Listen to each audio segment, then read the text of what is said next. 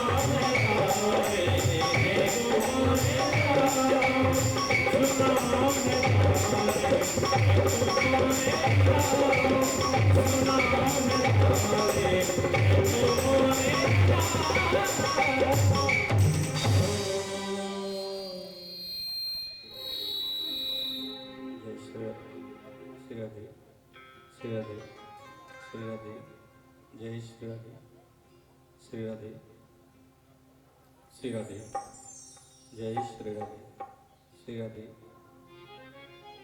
श्री राधे जय श्री राधे श्री राधे श्री राधे जय श्री राधे श्री राधे श्री राधे जय श्री राधे श्री राधे श्री राधे जय श्री राधे।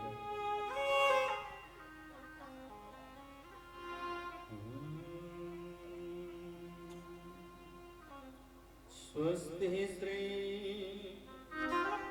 गणेशाय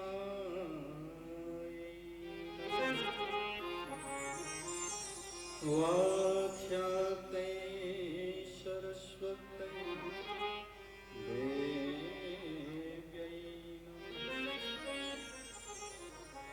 श्री गुरुचरण कमलेभ्यो नमः। इष्ट देवता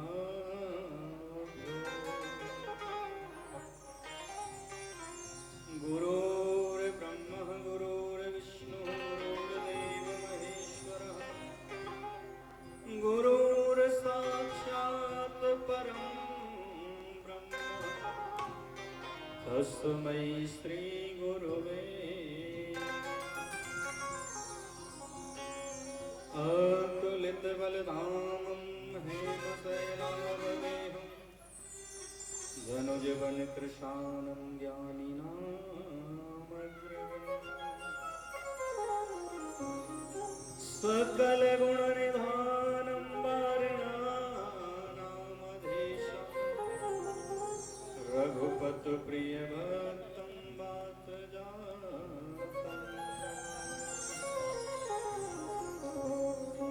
वंशी विभूषित करान्नवनीरदाभा पीताम्बरादरुणबिम्बफलाधरुष्का पूर्णेन्दु सुन्दरमुखादरविन्दनेत्रा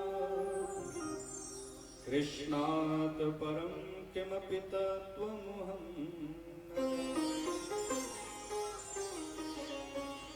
ध्येयं सदा परभवग्नमविष्टदोहं तीर्थास्पदं शिवविरञ्चनुतं शरणं वृद्ध्यार्थं प्रणतपालभवाब्धिपूतं वन्दे महापुरुष ते चरणारविन्दं।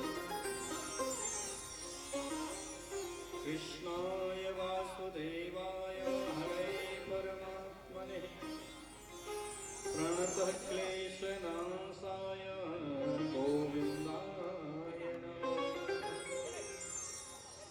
वसुदेवसुतं देवं कंसचाणूरमर्दनं देवकी परमानन्दं श्रीकृष्णं वन्दे जगद्गुरुं। जय जय श्री राधा रमण जय जय नवल किशोर जय गोपी चित चोर प्रभु जय जय मां। सब द्वारन को छोड़ के मैं आयो तेरे द्वार। हे वृषभान की लाडुली निक मेरी ओर। हे वृषभान की लाडुली निक मेरी ओर। भक्ति भक्त भगवंत गुरु चतुर नाम बपु एक। इनके पद बंधन किए नासत विघ्न। बोलिए बाल कृष्ण लाल की जय हो। कृष्ण कन्हैया लाल की जय हो। श्री हनुमान जी महाराज की जय। स्थान देव की जय हो। नगर खेरे की जय। वस्ती माता की जय। सब संतन भक्तन की जय। अपने अपने गुरु गोविंद भगवान की जय। जय जय श्री राधे। जय जय श्री राधे। जय जय श्री राधे। परम मंगलमय भगवत स्वरूप श्रीमद् भागवत सप्ताह ज्ञान यज्ञ, जिसका परम पावन अनुष्ठान आपके नगर जटवारी के अंतर्गत प्रारंभ होने के लिए जा रहा है, जिसका आज प्रथम दिवस। प्रथम पुष्प हरि चरणों में अर्पण करने हेतु हम और आप एकत्रित हुए आगंतुक मानभाव भगवत भक्त रसिक जन, विप्र समाज, बुजुर्ग जन, नौजवान भाई, भक्ति शक्ति स्वरूपा समस्त माताएं बहनें, बाल गोपाल स्वरूप नन्हे मुन्ने बच्चे, गौरी स्वरूपा समस्त कन्याएं, आज बड़ा ही सौभाग्य का समय है, क्योंकि भागवत में काय भाग्य उदयन बहुजन्म समर्जितेन सत्संगमम च पुरुषो यदा वे। काय कि जीव के जीवन में जब भाग्य का उदय होता है तब ऐसा शुभ अवसर उसको प्राप्त होता है। तो क्या अवसर प्राप्त होता है? तो का सत्संग करने का अवसर। और देखो, सत्संग का अवसर जीव के भाग्य से मिलता है, उसके साथ में अगर समय भी अच्छा हो, स्थान भी अच्छा हो, तो और उत्तम होता है। आप जैसे आज के समय को मान लीजिए, कार्तिक मास है, शुभ समय। कार्तिक मास को दामोदर मास भी कहा जाता है। दामोदर, दामोदर का मतलब होता है दाम माने रस्सी होती है, उदर माने पेट। आपने कथा श्रवण की होगी, कई बार कथाएं तो आपके नगर में होती ही रहती है। तो एक बार मैया ने भगवान को ऊखल से बांधा। ऊखल बंधन की जो लीला है, जब भगवान को मैया ने ऊखल से बांधा तो उस समय मैया ने भगवान के पेट पर रस्सी बांधी, तभी भगवान का नाम दामोदर हुआ। दामोदर भगवान नाम भगवान का पड़ गया।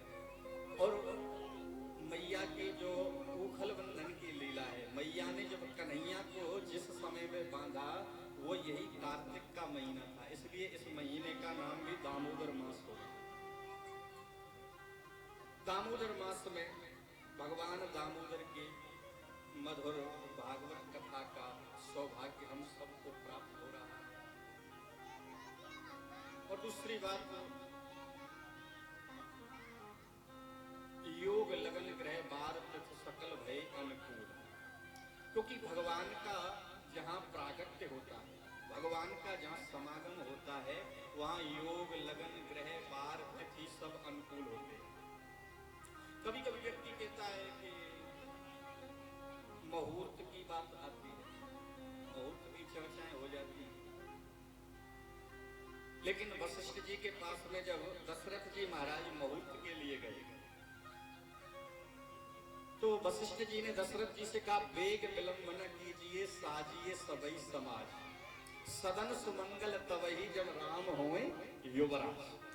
सुंदर समय वही होता है, सुंदर घड़ी वही है, सुंदर मुहूर्त वही है जिस समय भगवान राजा बन जाए, राम जी राज्य पर बैठ जाएं, तो समझ लेना सुंदर मुहूर्त है, सुंदर घड़ी है।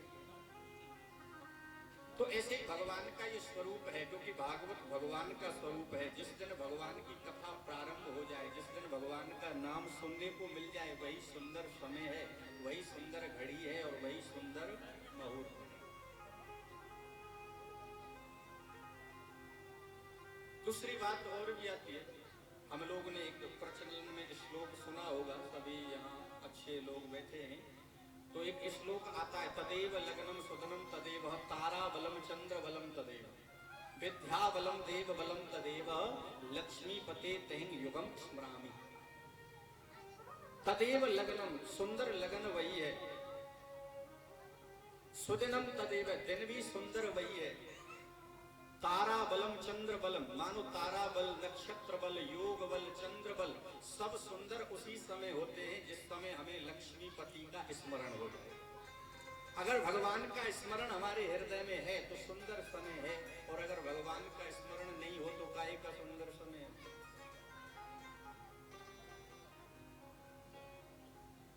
तो आज हम भगवान का स्मरण करने के लिए यहाँ एकत्रित हुए हैं, तो सुंदर समय है, सुंदर घड़ी, सुंदर मुहूर्त। लेकिन कोई भी कार्य प्रारंभ किया जाता है तो रामायण में कहा है कि जिस समय राम जी को राज्य अभिषेक हो रहा था तो देवताओं ने भी यह सोचा कि इस राज्य अभिषेक में कोई विघ्न, देव मना में विघ्न कुचाली, क्योंकि देवता भी सोच रहे थे कि इसमें कोई विघ्न उपस्थित होना चाहिए। तो ऐसा नहीं कि राक्षस ही विघ्न डालते हैं, शुभ कार्य में देवता भी विघ्न उपस्थित कर देते हैं। और देखो, एक विघ्न होता है और एक लापरवाही होती है, दो बातें होती हैं। एक तो स्वाभाविक विघ्न होता है और एक लापरवाही होती है। किसी बात का हम ध्यान ना दे करके लापरवाही कर जाएं और हमारी लापरवाही में कोई काम बिगड़ जाए तो उसको विघ्न नहीं कहा जाएगा। भाई वो तो हम लोगों की लापरवाही से काम बिगड़ा है, तो उसमें विघ्न क्या बात का? विघ्न उसे कहते हैं या तो कोई दैविक प्रकोप हो या कोई स्वाभाविक प्रकोप हो। तो इसलिए, लेकिन हम ये कार्य प्रारंभ कर रहे हैं तो इस कार्य में कोई भी विघ्न उपस्थित नहीं हो,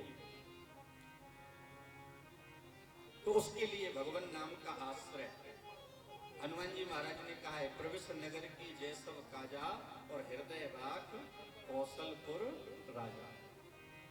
कोई भी कार्य जहां भी प्रवेश किया जाए, सत्संग में हम आप 7 दिन का ये सत्र है, इस सत्र में प्रवेश कर रहे हैं तो हृदय में भगवान का नाम स्मरण करते हुए, क्योंकि भगवान का नाम मंगल भवन अमंगल हारी, क्योंकि मंगलों का भवन है और अमंगल को हरने वाला है, तो कोई अमंगल नहीं हो और कोई विघ्न उपस्थित नहीं हो। इसलिए 2 घड़ी केवल भगवान का नाम स्मरण करके उसके बाद ठाकुर जी की कृपा से जितना भी हो पाए आज, क्योंकि आज समय तो हो ही चुका है, कल से तो समय 12 बजे से 4 बजे का है। कथा का जो समय कल से रहेगा वो 12 बजे से लेके 4 बजे तक का समय रहेगा, लेकिन आज तो 4 से ऊपर तो कलश यात्रा में और उसमें ही सब हो गया है। तो आज प्रथम दिवस है, बाकी तो कल से ही भगवान की कथा का श्रवण हम आप अच्छी प्रकार से करेंगे। लेकिन आप भी 2 मिनट के लिए भगवान का नाम लेके 10 मिनट और कथा श्रवण करके उसके बाद आरती करने के पश्चात ही प्रसाद लेके प्रस्थान करेंगे। आइए केवल 2 घड़ी भगवान नाम का आश्रय लेंगे। हरे राम राम राम सीता राम राम राम, हरे राम राम राम सीता राम राम, हरे राम राम सीता राम राम राम, हरे राम राम सीता राम राम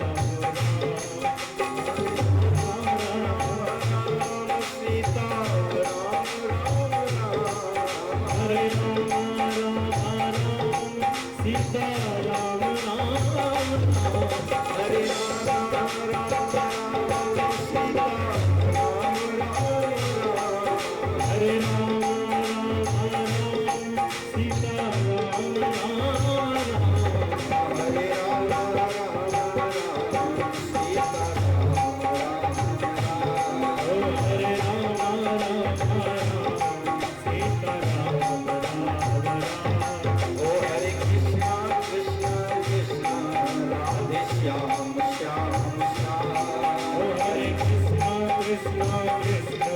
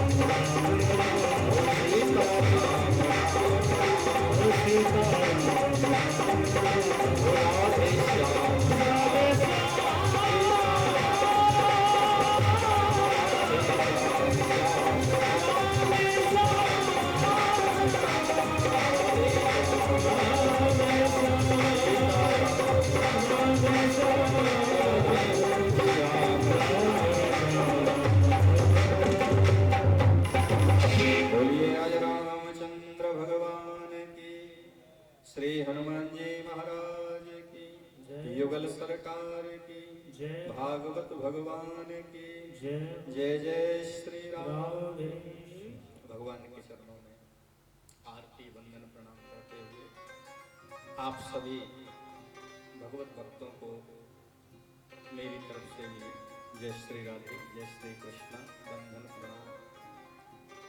प्रथम दिवस और भागवत के प्रथम श्लोक में चर्चा हम आप करते हैं। सच्चिदानंद रूपाय विश्वोत्पत्त्यादि हेतवे तापत्रयो विनाशाय श्री कृष्णाय वयं नमः।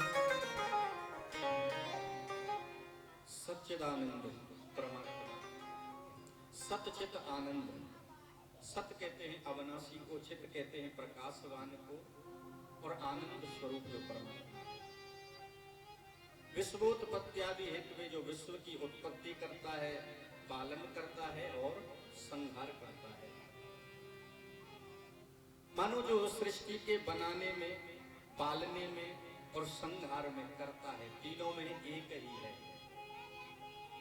और सृष्टि के विस्तार में तुलसीदास जी भी कहते हैं, जहीं सृष्टि उपाई त्रिविध बनाई संग सहाय न दूजा। जिसने किसी दूसरे की कोई सहायता नहीं ली। नहीं तो हर जगह कोई भी वस्तु बनती है तो वहां बनने वाला कोई होता है, बनाने वाला कोई और होता है। जैसे मानिए मटका, मटका बना तो मटका किससे बना?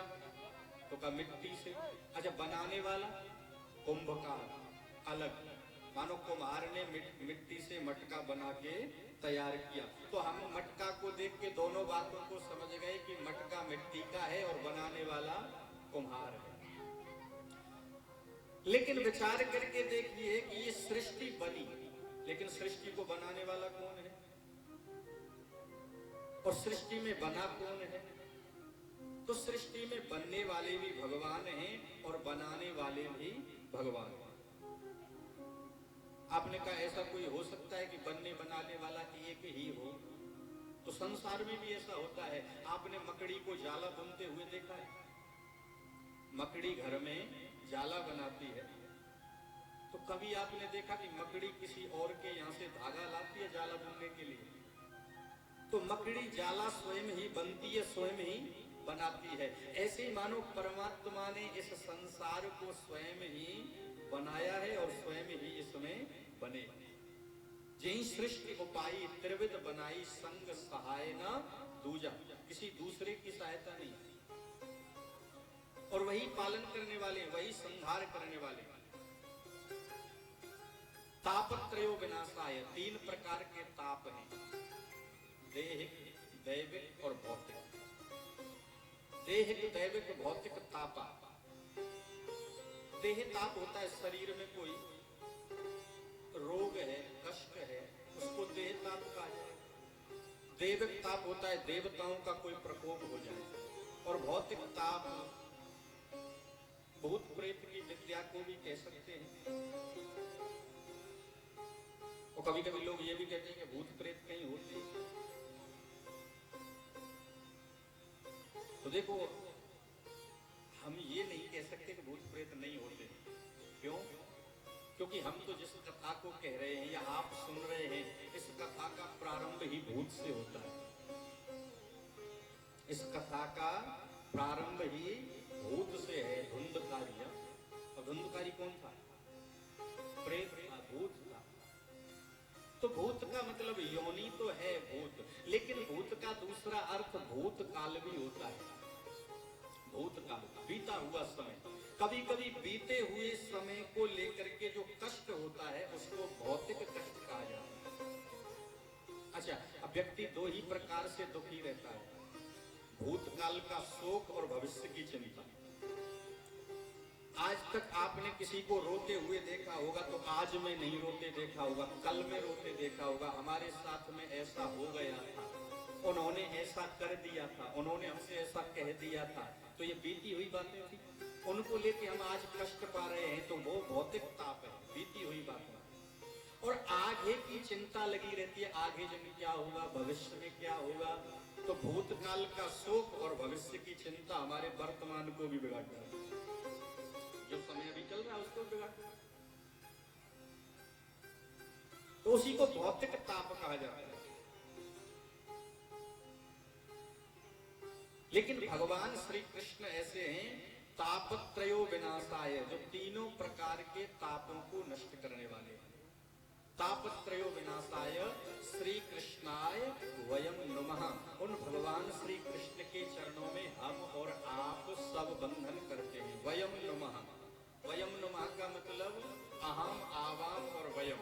अहम माने में, आवाम माने हम दो, और वयम माने हम सब मिलकर के उस भगवान के चरणों में बंधन करते हैं। श्री कृष्णाय वयम नमः। बोलिए बाल कृष्ण लाल की जय। एक भाव। अच्छा, दूसरा भाव भी इसका समझ ले। इसी श्लोक का दूसरा अर्थ ये होता है कि भगवान श्री कृष्ण सच्चिदानंद जो परमात्मा है, सत माने अविनाशी है, और सत्य माने सत्य भी होता है। तो ऐसा इस दुनिया में कौन व्यक्ति है, ये अखंडानंद सरस्वती जी महाराज ने भाव लिखा कि ऐसा इस दुनिया में कौन है जो सत्य को नहीं चाहता। या हम ये भी कह सकते हैं कि कभी कभी लोगों के मन में जो भाव होता है कि लोग कितने भगवान को नहीं मानते, लेकिन भगवान को चाहे कोई माने या न माने, लेकिन भगवान सबको अपना ही मानते। किस भाव में मानते हैं? तो का सत्य। कोई व्यक्ति स्वयं चाहे जितना झूठ बोलता हो, बहुत लोगों की आदत होती है झूठे ही लेना, झूठे ही देना, और झूठे ही भोजन, झूठ चबेना, झूठ ही लेना। मानो जगे जब से ले और जब तक सोए तब तक झूठ का ही काम जिसका हो।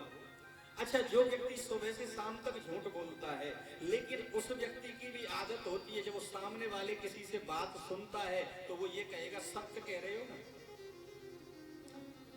ठीक बता रहे हो, सही बता रहे हो। अच्छा, सत्य का मतलब क्या है कि सत्य बता रहे हो? इसका मतलब ये है कि झूठ बोलने वाला व्यक्ति भी सत्य सुनना चाहता है। तो सत्य अगर वो सुनना चाहता है तो सत्य के रूप में वो परमात्मा को ही चाहता है, भूल बस। दूसरी बात है चित्त। चित्त माने होता है प्रकाश, प्रकाश माने ज्ञान। सब कर परम प्रकाशक जोई, राम अनाद अवधपति सोया। जो सबको प्रकाशित करने वाला है, सबको ज्ञान देने वाला है। तो प्रकाश का एक अर्थ होता है ज्ञान। तो दुनिया में ऐसा कोई व्यक्ति है जो अपने आप को मूर्ख मानता हो, अपने आप को कोई अज्ञानी मानता हो? ऐसा कोई मिला आज तक आपको? जो मिलेगा वो अपने आप को ज्ञानी मानता है। और कितनी जगह तो कहावत भी कही जाती है कि मन में मूर्ख और योनि में दुखी कोई नहीं दुनिया में। तो अपने मन में कोई भी अज्ञानी नहीं होता है, सब ज्ञानी है। और कभी कभी तो ऐसा भी हो जाता है, ज्ञान की स्थिति ऐसी हो, कोई बूढ़ी मैया, पुराने समय में माताएं कम पढ़ती थी, आजकल तो पढ़ती है। पुराने समय की कोई मैया पढ़ी लिखी थी नहीं, ट्रेन में जा रही थी। अब जब ट्रेन में जा रही थी तो कोई एक पढ़ी लिखी बेटी सामने आके बैठ गई, अब वो पेपर पढ़ रही थी, लड़की। अब बच्ची पेपर पढ़ रही थी, मैया झांक रही थी, बार बार उसमें झांके देखे ये क्या कर रही है। अब उस बेटी को लगा शायद बूढ़ी मैया अखबार पढ़ना चाहती है, तो उसने कहा मैया अखबार पढ़ोगी? मैया बोली मैं पढ़ी नहीं मां, पढ़ नहीं पाती। अब मैया ने तो स्वाभाविक कहा था कि मैं पढ़ नहीं पाती हूँ क्योंकि पढ़ी लिखी नहीं थी, लेकिन उस बेटी को ऐसा लगा शायद मैया हिंदी नहीं पढ़ पाती है तो इंग्लिश पढ़ती होगी। तो उस बेटी ने पूछा मैया तू हिंदी नहीं पढ़ पाती है? वरना नहीं पढ़ पाती। अच्छा इंग्लिश पढ़ती है? हाँ हाँ हाँ वही वही। मैया ने कहा मूर्ख काहे को बनिस के सामने, तो वही वही, हाँ ठीक है। लेकिन ठाकुर जी भी बड़े कौतुकी हैं, प्रगट भय कौतुकी कृपाला, भगवान हमारे कौतुकी। भगवान ने ऐसा कौतुक किया, उसी समय कोई इंग्लिश का पेपर लेकर चढ़ गया। अब उसी समय ट्रेन में अंग्रेजी का पेपर लेके कोई व्यक्ति चढ़ा और उस बेटी ने कहा मैया ले तेरी ठाकुर जी ने सुन ली, इंग्लिश का पेपर पढ़ लिया। अब लेकर के पेपर पकड़ा दिया। अब मैया तो पढ़ी लिखी तो थी नहीं, उसने पेपर लिया और पेपर लेकर के अब इधर से उधर देख, अब उसमें एक बस का एड आ रहा था। अब पेपर को लेके मैया ने देखा तो बस का एड लगा था, बस पलटी हुई पेपर। मैया बोली अरे बेटी देख तो सही है बस कितनी जोर से पलट गई, कितनी जोर से पलटी। अब उस बेटी ने देखा कहाँ बस पलटी, अब उसने देखा झांक करके तो पेपर ही उल्टा था। बेटी ने कहा मैया बस नहीं पलटी तेरी बुद्धि पलटी हुई है, पेपर उल्टा पकड़ रखा है, पेपर उल्टा। लेकिन फिर भी कोई अज्ञानी बनना तो नहीं चाहता है, अपने आप को सब ज्ञानी माने।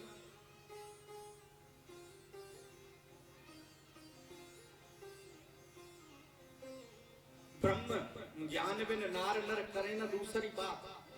तुलसीदास जी ने कहा ब्रह्म ज्ञान बिन नार नर करे ना दूसरी बात, और कौड़ी लाज लोग वश करें विप्र गुरु घात। संसार में आप किसी से पास में बैठ जाइए, किसी से बात करिए, ब्रह्म ज्ञान से नीची बात नहीं करता है, क्योंकि हमारा हिंदुस्तान है ही ब्रह्म ज्ञान से प्रकट। तो ब्रह्म ज्ञान से नीची बात नहीं होती है। ब्रह्म ज्ञान बिन नारी नर, चाहे वो स्त्री हो चाहे पुरुष हो। और सत्य बात है, ब्रह्म ज्ञान में बात होती है। किसी के पास में जाओ, अरे दुनिया में कुछ नहीं रखा है, 4 दिन का मेला है और उसके बाद सब यही झमेला है, क्या है, मोह माया है संसार की, ये है वो, तो ब्रह्म ज्ञान की बात है। लेकिन ब्रह्म ज्ञान बिन नार नर करे न दूसरी बात, कौड़ी लाग लोभ बस। कौड़ियों के लोभ के वशीभूत करें विप्र गुरु घात। ब्राह्मण के साथ, गुरु के साथ, मित्र के साथ ब्रह्म घात करने में समय भी नहीं लगाता व्यक्ति, लेकिन किस कारण? केवल लोभ के कारण। कौड़ी लाग लोभ बस।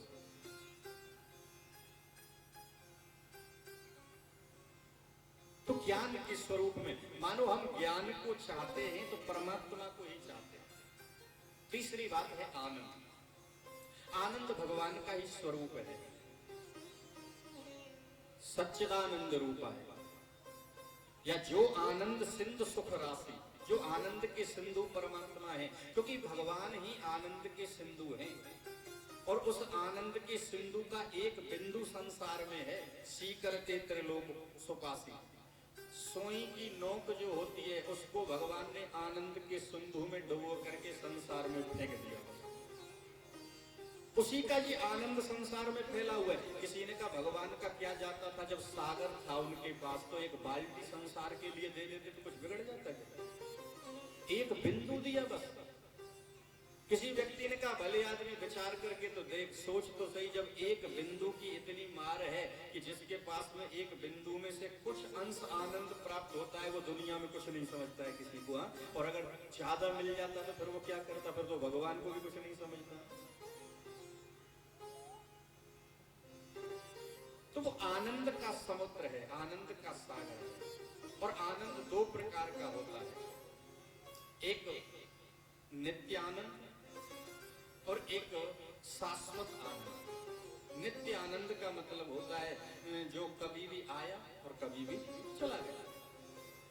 जैसे कभी कभी कहीं भोजन बढ़िया मिल जाए, रसगुल्ला छन जाए तो व्यक्ति कहे रसगुल्ला बहुत बढ़िया बने, आनंद आ गया, आनंद आ गया। लेकिन 4-6 दिन नहीं मिले तो आनंद चला गया। अच्छा, किसी गर्मी में व्यक्ति काम कर रहा हो, धूप में काम करे और उसको ठंडा पानी मिल जाए, छाया मिल जाए बैठने के लिए, व्यक्ति का आनंद आ गया।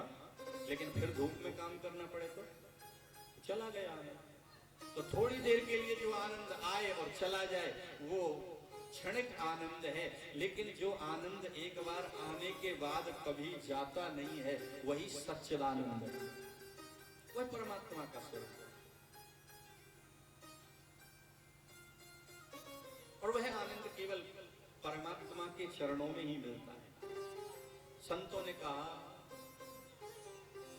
मिलता है सच्चा सुख केवल भगवान तुम्हारे चरणों में। मिलता है सच्चा सुख केवल भगवान तुम्हारे चरणों में।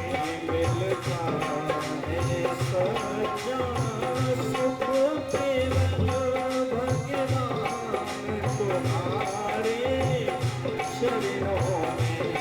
मिलता है सच्चा सुख केवल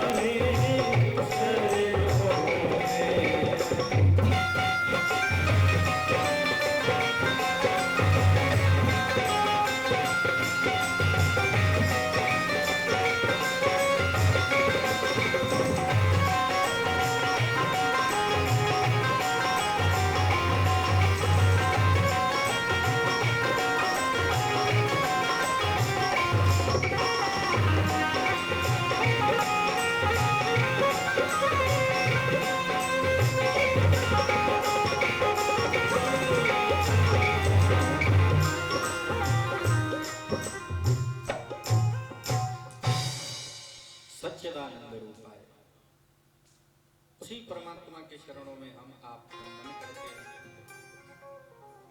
द्वितीय श्लोक में महात्मा को वंदन किया। मानो पहले परमात्मा, फिर महात्मा और फिर जीवात्मा।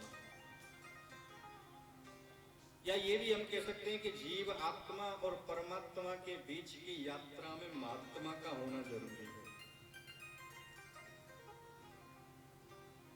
जीवात्मा और परमात्मा के जो मिलन की यात्रा है, उसमें जब तक महात्मा की कृपा नहीं हो, सदगुरुदेव की कृपा नहीं हो, तब तक उसका साक्षात्कार नहीं होता। तो इसलिए द्वितीय श्लोक में सुखदेव जी को वंदन किया। यम प्रव्रजन्तमनुपेतमपेतकृत्यं द्वैपायनो गृहकातर्यो जुहाव पौत्रेति तन्मयतया कर्वेण दुष्टं सर्वभूतहृदयं मुनिमानतोऽस्मि।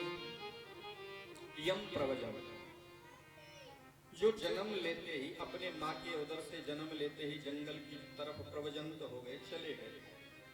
जिन्होंने अपने नाल का भी छेदन नहीं करने दिया, नाल को कंधे पे डाल करके चले गए, उनके गृह में उनके पिता व्यास जी ग्रह कातुर होकर के, पुत्र शोकातुर होकर पुत्र पुत्र चिल्लाते हुए पीछे दौड़े। लेकिन उन्हीं सुखदेव जी ने स्तंभ रूप होकर, मानो प्रकृति रूप होकर के अपने पिताश्री को समझा करके लौटा। ऐसे श्री सुखदेव गुरुदेव के चरणों में हम वंदन करते हैं। आत्मदृष्टि रखने वाले, समभाव में रहने वाले, जिनके मन में कोई भेदभाव नहीं। कहते हैं जिस समय सुखदेव जी जा रहे थे, उनके पीछे ब्रह में रोते हुए उनके पिता व्यास जी जा रहे थे, तो एक सरोवर में कुछ अप्सराएं स्नान कर रही थी। और जब सरोवर में अप्सराएं नहा रही थी तो सुखदेव जी वहां से निकल गए। 16 वर्ष की अवस्था थी सुखदेव जी की। सुखदेव जी निकले, अप्सराओं पर कोई प्रभाव नहीं हुआ, ना कोई लज्जा महसूस हुई, ना वस्त्र धारण किए, नहाती गई, स्नान करती रही। लेकिन जब पीछे से व्यास जी निकले तो व्यास जी को देख करके अप्सराएं संकुचित हुई और वस्त्र पहनने लगी। और जब वस्त्र धारण करना प्रारंभ किया, वस्त्र पहनने लगी, तो व्यास जी को आश्चर्य हुआ। व्यास जी ने कहा, ये मेरा नौजवान बालक यहाँ से गया, तब तुमको लज्जा नहीं आई, और मुझे वृद्ध को देख करके तुमको लज्जा आ रही है।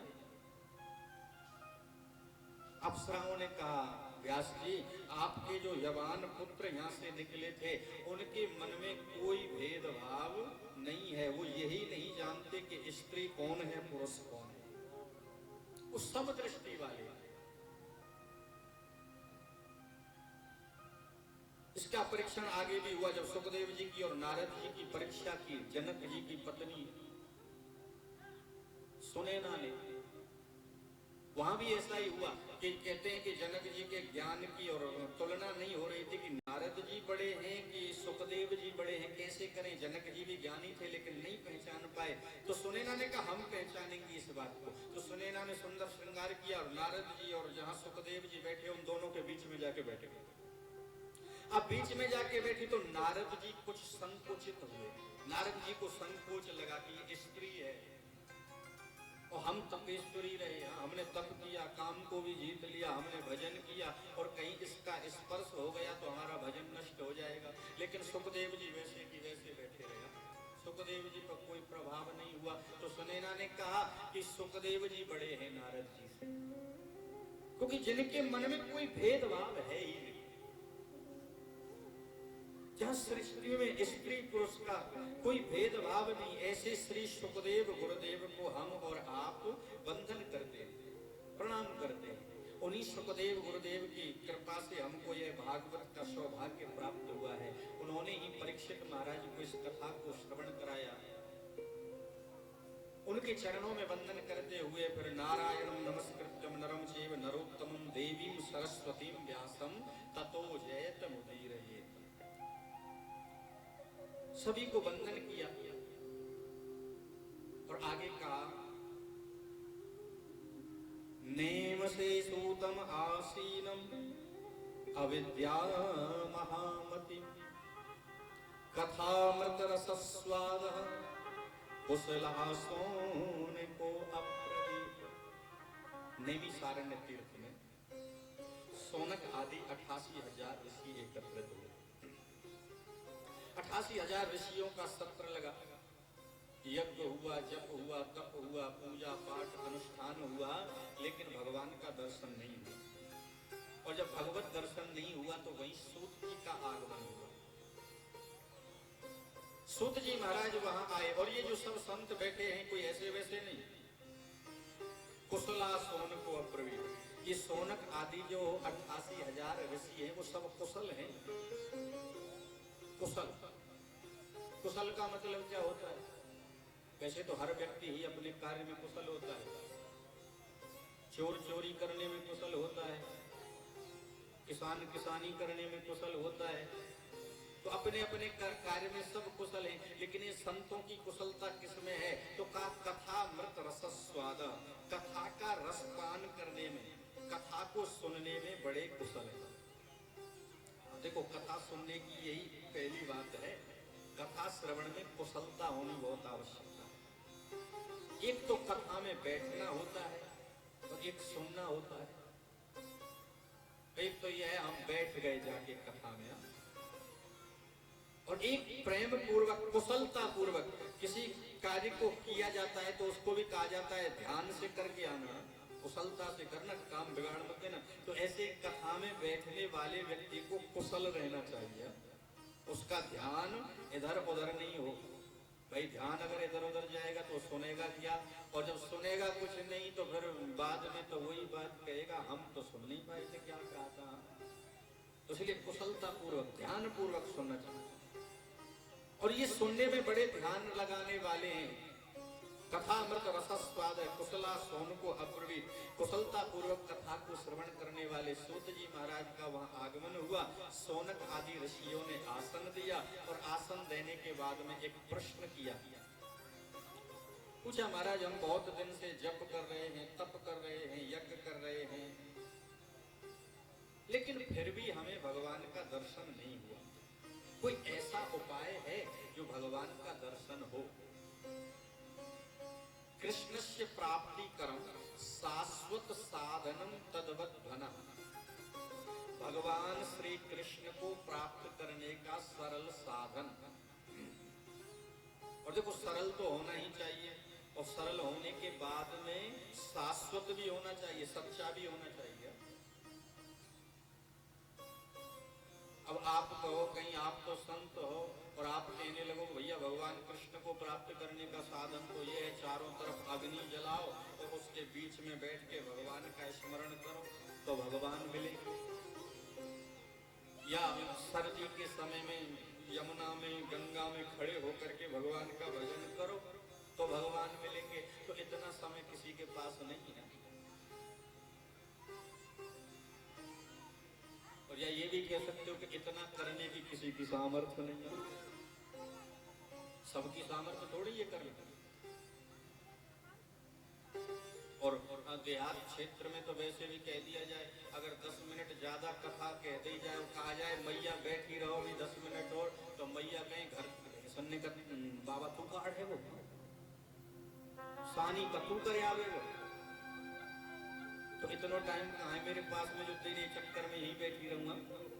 तो महाराज ऐसा मत करियो, कहीं कठिन बात कोई बताओ, बहुत सच्ची बात बताओ और सीधी सीधी बताओ, बहुत सच्ची और सीधी एकदम। तो सूत जी महाराज ने कहा भैया ऐसी सीधी और सच्ची बात तो एक ही है कि भगवान की कथा सुनो बस। अब कथा सुनने में ना तो जल में ठाड़ा होना है, ना अग्नि में तपना है, ना पेड़ पे लटकना है। क्या करना है? बस बैठ जाओ और सुनते रहो, पर सुनने में सावधानी हो, बस श्रवण में सावधानी हो, हमारी श्रवण में कोई चूक नहीं हो जाए।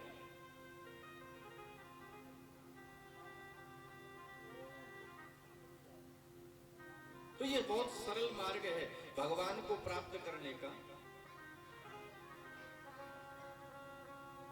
प्रविष्ट कर्ण रंध्रेन, क्योंकि हमारे कर्ण रंध्र के मार्ग से हमारे हृदय में भगवान विराजते हैं। अच्छा कोई कहेगा सुनने से कहीं ऐसा हो सकता है कि भगवान मिल जाए? देखो सुनने के संसार में भी बहुत चीजें मिलती हैं।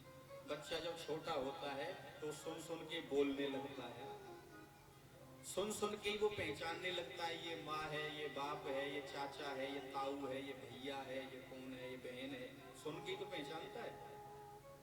मैया उसको बताती तो है कि ये तेरा भैया है, ये तेरा ताऊ आ गया, ये तेरा चाचा आयो अबकी बार में। तो सुन सुन करके उसको ज्ञान हो जाता है। ऐसे ही हमें सुन सुन करके भगवान का भी ज्ञान होता है। और जब भगवान का ज्ञान होता है तो भगवान हमारे हृदय में बैठ जाते हैं। और जहाँ हृदय में भगवान बैठते हैं फिर उसे और कुछ आवश्यकता करने की नहीं रहती। हृदय भवन में भगवान आके विराजमान हो, वो श्रवण से, केवल कथा। इसलिए तुलसीदास जी ने भी तो कह भी दिया, राम चरित्र जी सुनत अघाई और रस विशेष जाना दिन नाही। जिसने भगवान के चरित्र को सुन करके ये मान लिया, अरे सुन चुके पहले, कितनी बार सुनना है, अंधा गया तो समझ लेना उसने भगवान की कथा का कोई महत्व नहीं जाना, उसने भगवान की कथा का कोई लाभ प्राप्त नहीं किया, कोई उसने अपने मन में भगवान का कोई तुलना अधिक नहीं समझी, अपने आप से ज्यादा। सुन चुके, क्या सुनना बार बार।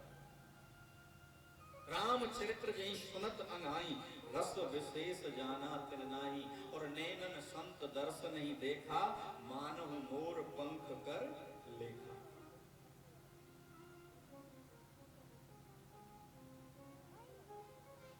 कई बातें कही वाल्मीकि जी ने रामचरितमानस में कहा, जिनके श्रवण समुद्र समान, जिनके श्रवण समुद्र समाना, जिनके कान समुद्र के समान होते हैं, जो आपकी कथा सुनने में समुद्र की तरह हैं, कभी भरते ही नहीं है। जिनके श्रवण समुद्र समाना, कथा तुम्हार सुभग सर जाना। और सुने ही निरंतर होए न पूरे, तिनके ग्रह करो तुम रूरे। जिनके श्रवण समुद्र के समान हैं, जो तुम्हारी कथा को ही अपना जीवन मानते हैं। भागवत में भी कहा है, कथा मात्रेक जीवना, जिनका कथा ही जीवन बन गया है। अच्छा, इसमें भी दो बातें होती हैं। एक तो जिस व्यक्ति का कथा जीवन बन जाए, कथा तुम्हार सुबक्सर जाना, तुम्हारी कथा के अलावा वो किसी चीज को जानता ही नहीं, तो केवल कथा। तो उसमें भी ये होता है कि एक तो वो भक्त होता है जो भगवान की कथा को ही सब कुछ मानता है, और एक भक्त भगवान का ऐसा होता है कि जिसकी कथा बन जाती है, जिसकी कथा, एक कथा सुनता है और एक की कथा होने लगती है। जैसे मान लीजिए सुदामा जी कौन थे? भगवान के भक्त थे, लेकिन आज उनकी कथा होती है। मीरा जी कौन थी? भगवान की भक्त थी, लेकिन आज उनकी कथा होती है। भगवान का वास होता है। इसलिए कथा से अच्छा सरल मार्ग और कोई भगवान को प्राप्त करने का। सदा सेव्या श्रीमद् भागवती कथा, यस्य स्मरण मात्रेण हरिश्चित्तम समाश्रे। क्योंकि हरि हमारे हृदय में सहज ही आकर के विराजमान हो जाते हैं। आगे चल करके श्री सूत जी महाराज से शौनक आदि ऋषियों ने जब ये प्रश्न किया तो उन्होंने सरल उपाय बताया, और सरल उपाय बताने के बाद में कहा कि इस कथा को आप छोटी बात मत समझो। कहा क्यों?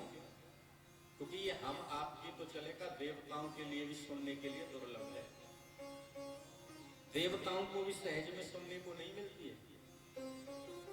उस समय की बात है जिस समय राजा परीक्षित को श्राप लगा तो देवता लोग अमृत लेके पहुंचे, अमृत का कलश लेके पहुंचे, और अमृत कलश ले जाकर के देवताओं ने सुखदेव जी को प्रणाम किया।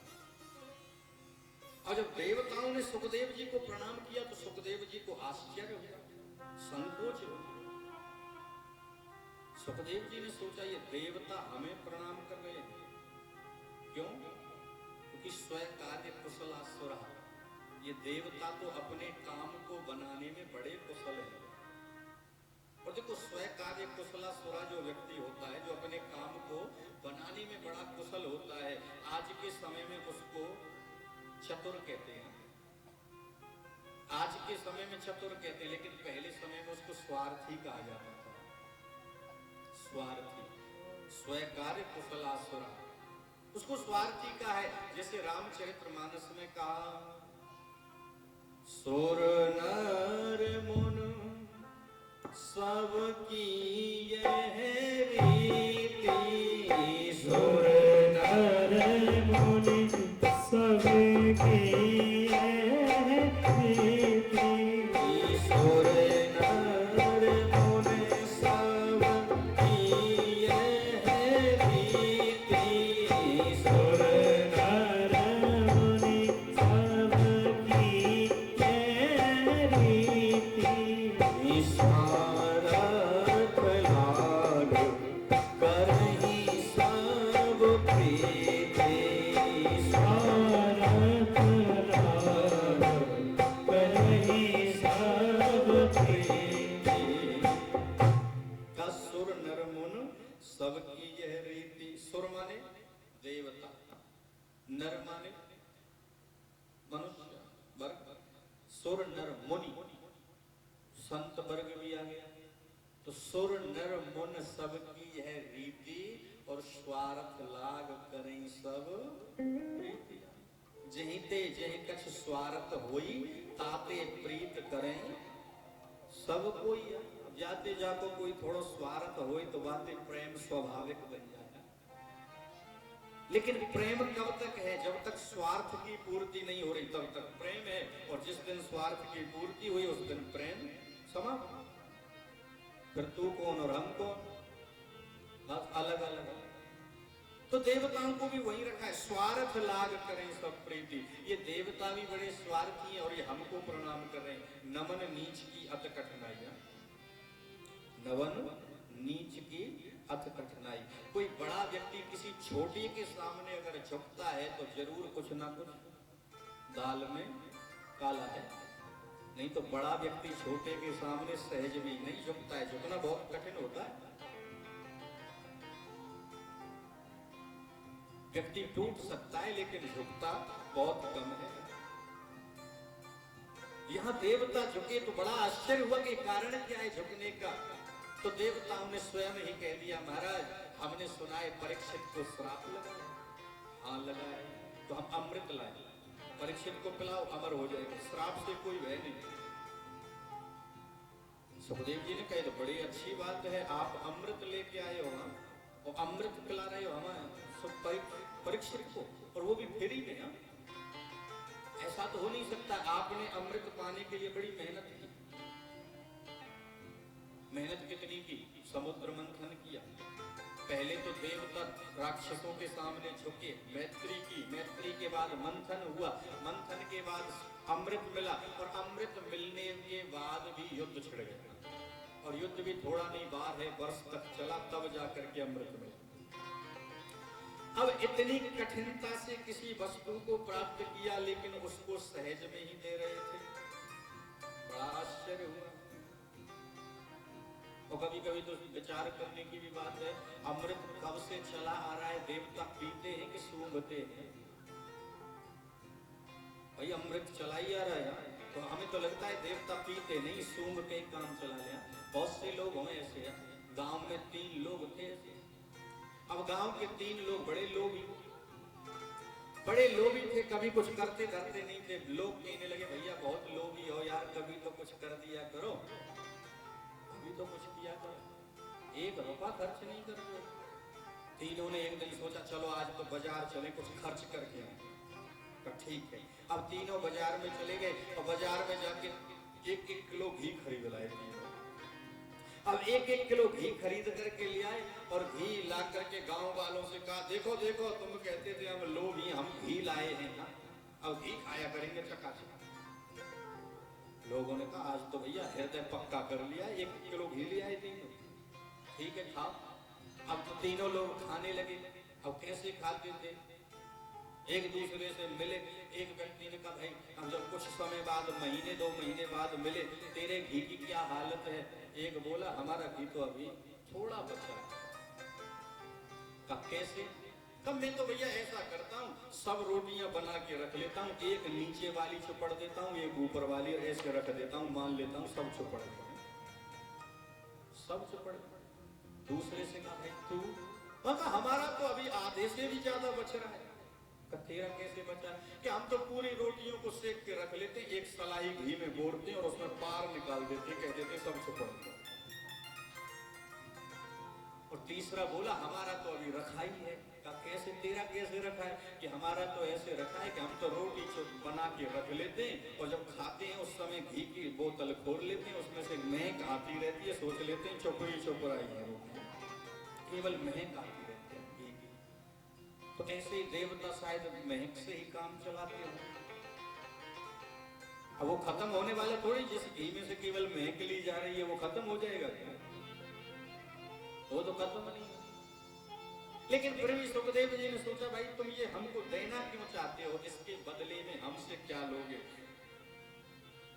देवताओं ने कहा अमृत परीक्षित का और कथा हमारी, कथा हमें दे दो, अमृत आप ले लो।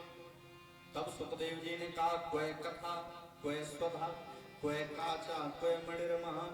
कहाँ तुम्हारा अमृत, कहाँ कथा अमृत? दोनों की तुलना एक साथ नहीं। जैसे एक कांच का टुकड़ा और मणि की तुलना एक साथ नहीं की जा सकती है, ऐसे ही अमृत की और कथा की तुलना एक साथ नहीं की जा सकती।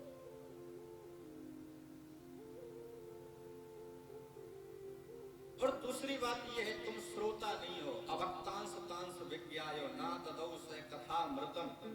अभक्त कह के देवताओं को भगाया। कहा तुम भक्त नहीं हो, अभक्त हो। का अभक्त क्यों है? का अभक्त इसलिए हो, तुम भक्त होते तो आगे बैठ जाते, कथा सुनते आते। पहली बात तो आप श्रोता नहीं सौदागर हो। आपने श्रोता का तो कोई काम ही नहीं किया, आपने सौदा किया। सौदा क्या किया? अमृत लो हमसे और उसके बदले में कथा दो, तो ये व्यापार है। तो इसलिए तुम भक्त नहीं हो। भक्त के हृदय में व्यापार का भाव नहीं आ सकता है कथा के प्रति।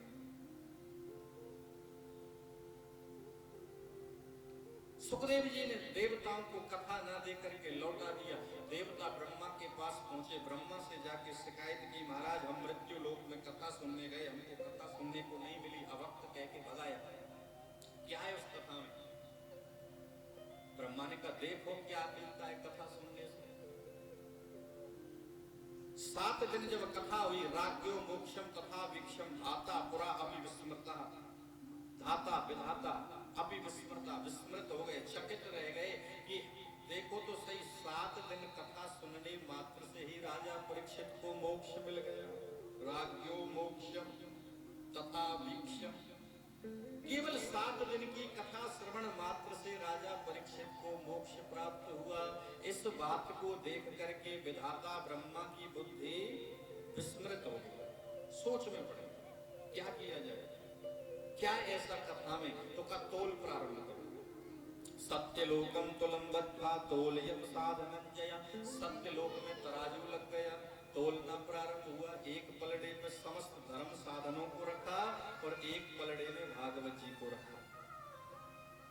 अब जिस पलड़े में समस्त धर्म साधन थे वो सब ऊपर उठ गए, जिसमें भागवत जी थी वो नीचा हो गया। लघुन्यानि जातानि गौरवेण इदं महत् तदा ऋषिगणः सर्वे विस्मयं परमं ययु। सब देवता विस्मृत खड़े थे, सब ऋषि विस्मृत खड़े थे कि ये क्या हुआ। लघुन्यानि जातानि, ये पलड़ा नीचा हो गया, लघुन्यानि हो गया, वह ऊंचा हो गया सब साधनों का। तब ब्रह्मा जी ने ध्यान धर के कहा, और ब्रह्मा जी ने कहा कि ये भागवत कोई किताब नहीं है, कोई पोथी नहीं है। तो कहा क्या है? कि श्रीमद् भागवत आख्योयम प्रत्यक्ष कृष्ण एव ही। ये तो प्रत्यक्ष में भगवान श्री कृष्ण का स्वरूप है। बोलिए भागवत भगवान की जय। साक्षात भगवान का स्वरूप। द्वादश स्कंद में भी चरित्र आता है, कहा गया है कि जिस समय भगवान जा रहे थे उद्धव पहुंचे। उद्धव ने कहा प्रभु अब आप जा रहे हो, अब आपका दर्शन कैसे होगा? तो भगवान ने कहा अब की बार ना हम सत्यलोक में जाएंगे, ना वैकुंठ में जाएंगे, ना क्षीर सागर में जाएंगे। तो कहा कहाँ जाएंगे? तो भगवान बोले तेने यवांगमयी मूर्ति त्रोधाय प्रविष्टोयम श्रीमद् भागवत अर्णव। त्रोधाय प्रविष्टोयम। मानो हम अपने शरीर का त्रोधान करेंगे और त्रोधान करने के बाद प्रविष्ट करेंगे, तो किस में प्रविष्ट करेंगे? तो श्रीमद् भागवत अर्णवम। अब की बार हम अपने स्वरूप को भागवत में प्रवेश कर देंगे। तो मानो भगवान ने अपने स्वरूप को भागवत में विराजमान किया है। अब वो हमारे सौभाग्य की बात है या दुर्भाग्य की बात, मान लो कि हम भागवत को केवल एक खेल मात्र मानने लगे, या कभी कभी समय पास मानने लग जाए, या कभी मनोरंजन की बात मानने लग जाए। तो सौभाग्य की बात है। भाग्य उदयन बहुजन, भाग्य से मिलती है कथा, पुण्य से मिलती है कथा, और प्रभु की कृपा से मिलती है कथा। जब तक भाग्य का उदय नहीं होगा तब तक कथा नहीं मिले, जब तक हमारे जीवन के पुण्य एकत्रित नहीं होंगे तब तक कथा नहीं मिले, और जब तक प्रभु की कृपा नहीं हो तब तक कथा नहीं मिले।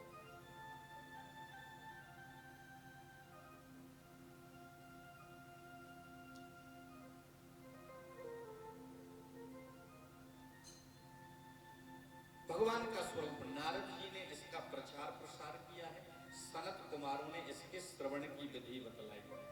तो यहाँ से नारद जी और सनत कुमार का जो समागम चलता है, हमको लग रहा है कि यहाँ से आगे की कथा हम और आप कल करेंगे, क्योंकि सबको कुछ बेचैनी सी हो रही है। और जब मन नहीं लगे बैठने में तो फिर उसका लाभ क्या है?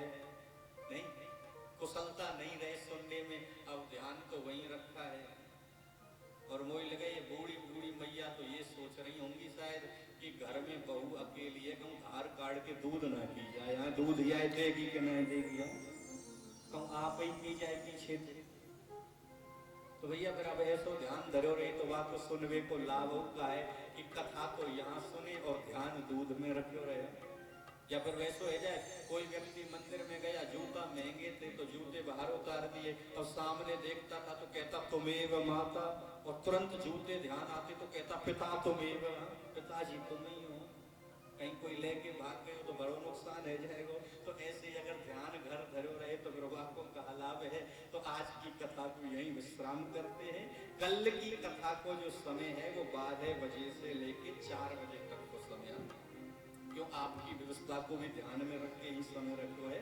कल की कथा को समय 12 से 4, दोपहर के 12 बजे से लेके शाम के 4 बजे तक का समय रहेगा। सब समय से आकर के कथा में विराजमान होंगे और कथा का आनंद लेंगे। सौभाग्य से हम आप सबको यह 7 दिन का शुभ अवसर मिला है, इस अवसर का हम आप सब लाभ उठाएंगे।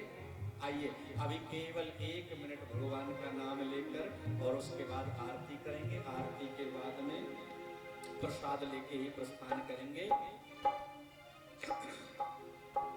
हमारो धन राधा श्री राधा श्री राधा, हमारो धन राधा श्री राधा श्री राधा, हमारो राधा श्री राधा श्री राधा, हमारो धन राधा श्री राधा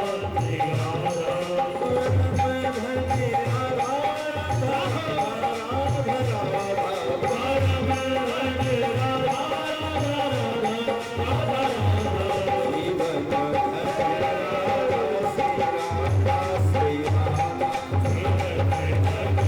राधा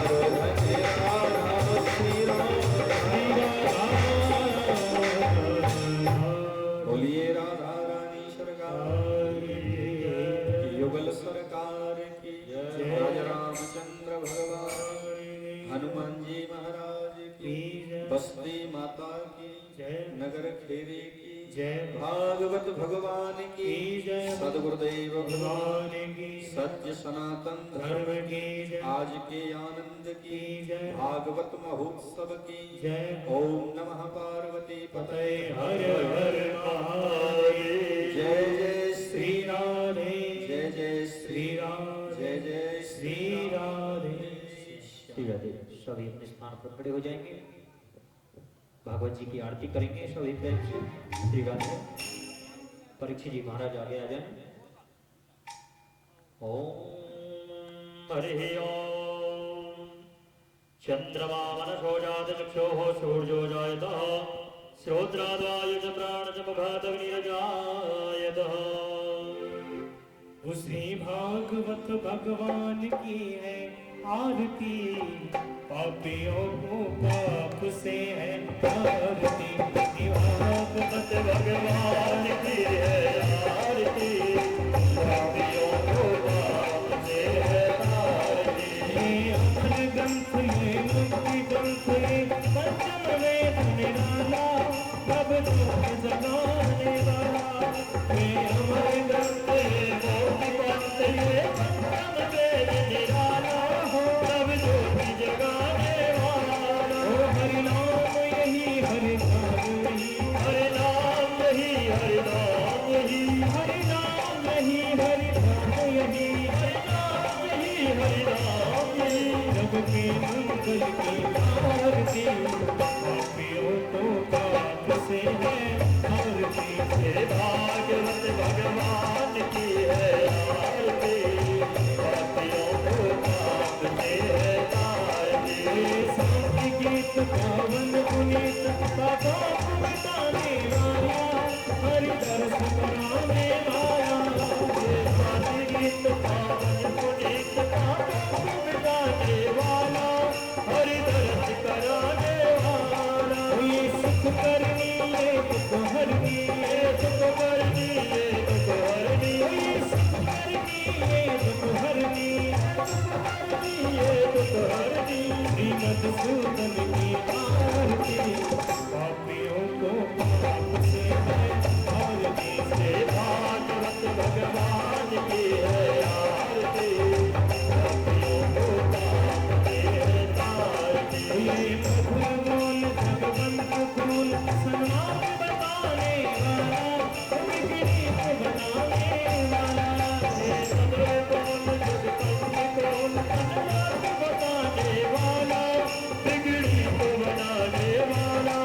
श्री राम यही घनश्याम यही श्री राम यही घनश्याम यही श्री राम यही घनश्याम यही श्री राम यही घनश्याम यही श्री राम यही घनश्याम यही राम यही घनश्याम यही। प्रभु की महिमा की आरती, पापियों को पाप से आरती। श्री भागवत भगवान की है आरती, पापियों को पाप से आरती। ओ कर्पूर गौरम करुणावतारम संसारसारम भुजगेन्द्रहारं, सदा वदन्तं हृदयारविन्दं नमामि शरणं। त्वमेव माता पिता त्वमेव त्वमेव बन्धुः सखा त्वमेव त्वमेव वेद्यः करुणं त्वमेव त्वमेव शरणं त्वमेव दैवं। हरे कृष्ण कृष्ण कृष्ण हरे हरे हरे राम हरे कृष्ण कृष्ण कृष्ण हरे हरे हरे राम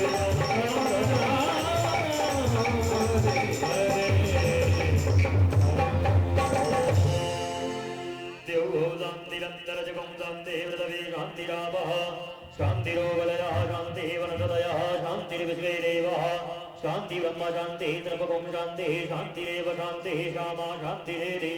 ॐ शान्तिर्भवतु। आरार्तिक्यं समर्पयामि हतमन्त्रपुष्पाञ्जलिः। ॐ हरिः ॐ महा ॐ जजनेन जजनमय जन्त देवान्तानि धर्माणि प्रथमान्यासन्नादेहनाकं महिमानः सचन्द्र यत्र पूरवे शाद्यः शान्तिदेवाः। हरिः ॐ एकदन्ताय विद्महे वक्रतुण्डाय